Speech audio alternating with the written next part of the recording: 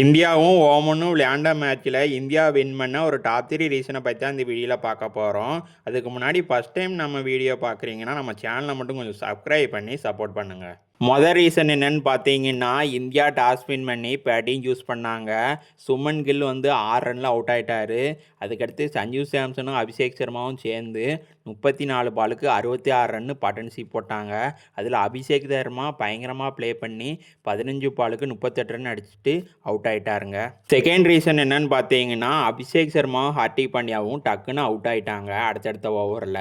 நம்மளோட சஞ்சு சாம்சன் ஒரு பக்கம் நிதானமாக ப்ளே பண்ணி 45 பாலுக்கு 56 ரன் அடித்தார்.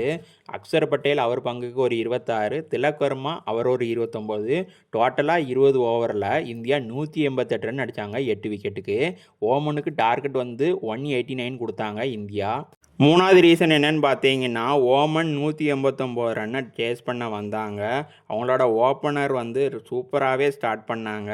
அது ஓமனோட குல்தீப் யாதவ் தான் ஃபஸ்ட் விக்கெட் எடுத்து கொடுத்தாரு. அதுக்கடுத்து அமீர் கலீமும் மிஸ்ராவும் 2 பேரும் சூப்பராக ப்ளே பண்ணி 50+ ஸ்கோர் பண்ணியிருந்தாங்க.